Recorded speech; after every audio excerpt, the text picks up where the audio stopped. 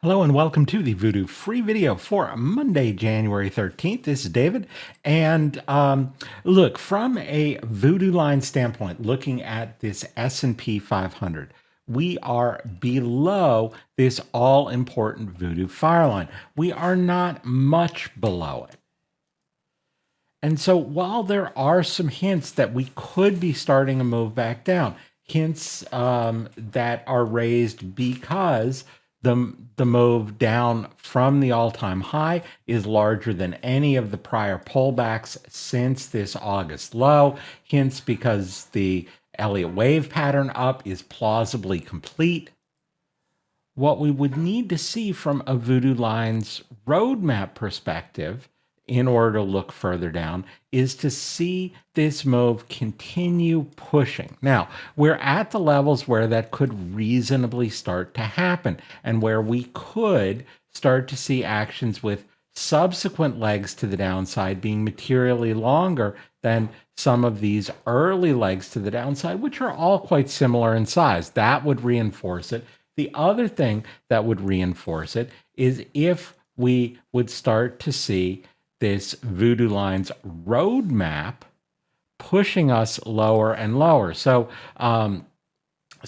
today we got a push further below this 58.23 Voodoo skyline. Just like these fire lines are the most important of the Voodoo line levels, the primary degree levels, these tree lines are the fourth most important of the levels. And so while they're not as significant, they are the levels nearby, which we could start seeing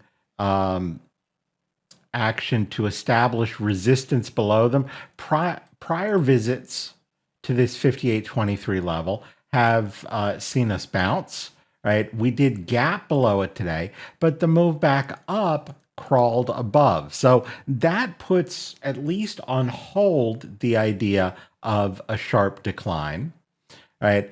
And it would be further on hold with support above the fire line. So this is not the spot where I want to be initiating new shorts. It's certainly, I'm still going to manage shorts that were put on higher so long as we remain below these levels, but that involves, right, taking a scale off on Friday, scaling off a little bit down at today's low, and waiting to see if we can establish resistance below and keep that going with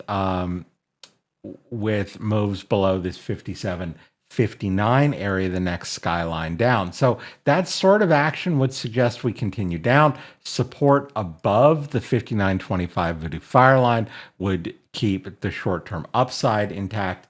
So that's what I'm going to be watching for now, heading into the next few days of trade, see if we continue to push up towards the fire line and what we do when we get there, or whether we keep pushing below the skylines. And that's where I'm going to get the read on the short-term direction from here. I hope you found that useful, and I will see you at next Monday's update. Hey, David here with Simpler Trading.